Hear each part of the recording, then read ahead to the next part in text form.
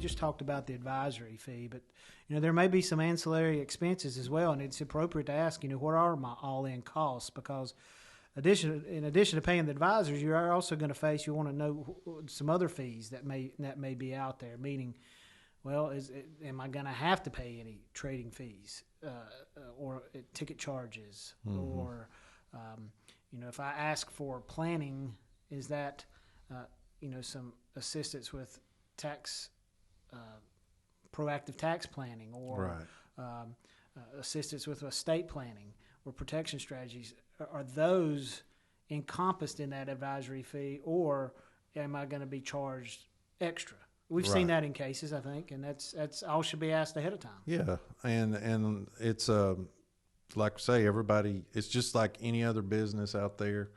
Now there are rules and guidelines that have to be followed, and every advisor, if they're doing it within the rules, have to work within that framework. But as a independent advisor, especially, you're able to kind of construct your business how you want it and how you think is best for your customers. And sometimes it could be a combination of that, but within that is also the products you sell.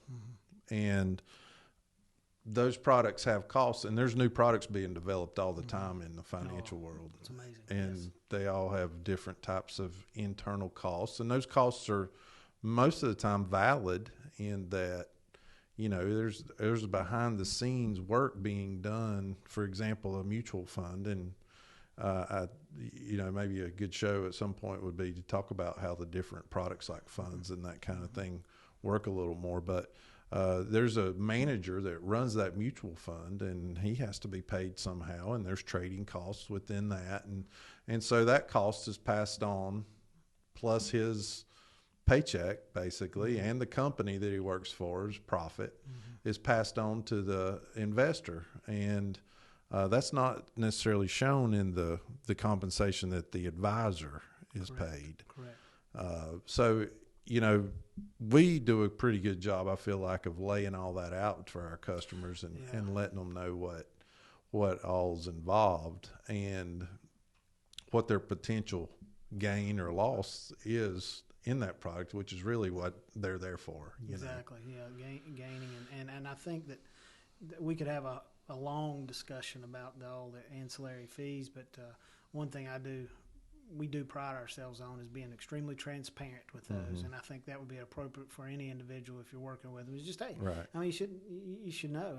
Nobody should be ashamed. I mean, there's always expenses involved. It doesn't matter if it's no load or, there's always a fee. And even if people don't think there is, if you dive into it enough, there always is. But it's appropriate. We think being transparent about it, it's better to have that discussion up front than we don't like surprises.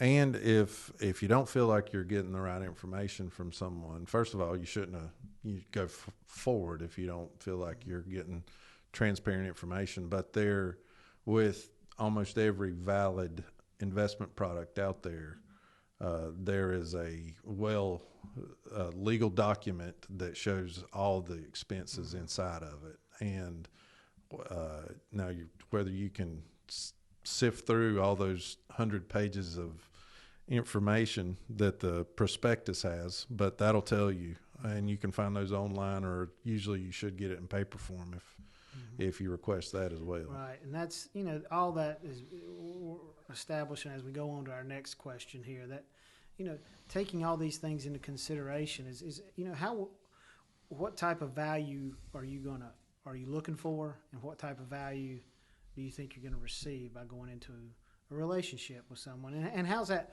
So how will a relationship work is something else to talk about, not just performance fees and stuff. But how much access are you going to have to the advisor? And that's really, kind of to back up a step, I think value is a key word. When you're talking about hiring somebody to work alongside you, you're not just paying for a performance return, unless that's all your relationship is. And that should be disclosed up front. I know that's not we don't feel that's going to be a good working relationship for us with clients. We want to help our clients make money. I know, Right. but we'll talk about this a little bit further. I mean, there's more to it in terms sure. of what value we bring to the table. Right. Now, value's a two-way street. The client, it may not be a good match if it's not seeing that all-encompassed value. Right. Well, I mean, my parents, they need guidance on how to make their money last, how to make sure that they're not paying too much taxes when they withdraw money out of their retirement accounts. And they don't necessarily need to grow their money because they've done that. But, you know, someone like you or me, we're not at that stage in life, you know. So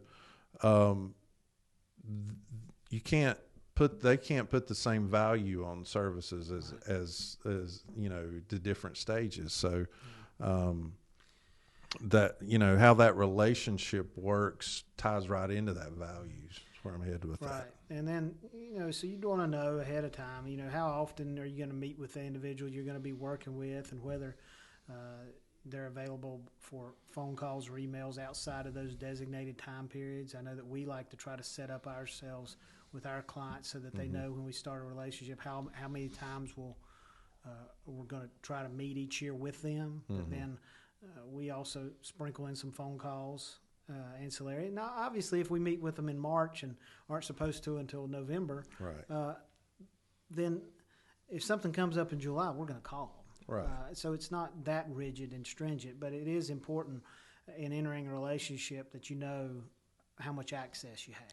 Right. And everybody does that different. Every advisor works differently with that. And that's a system that they put in place that they feel like, you know, is either right for them or right for the client. And hopefully it's right for both, or it's not going to work very well. But, you know, I was out at an event, a family event the other day, and someone came up to me and said, you know, they wanted to come talk to us, and said, I've tried to reach out to my guy 5 times over the last year, and I haven't gotten a return call yet. Yeah. You know, who knows why, but we feel like it's a part of our duty and our job, and we also feel like it's a good way to keep our clients happy, to be available at a reasonable time period. Now, you know, it's not often that I field calls, you know, at 11 o'clock at night from a client. I mean, I'm not saying I wouldn't, but I'd probably prefer not to, you know. But, you know, I think I can find a time sometime during a year that I can speak with somebody. So.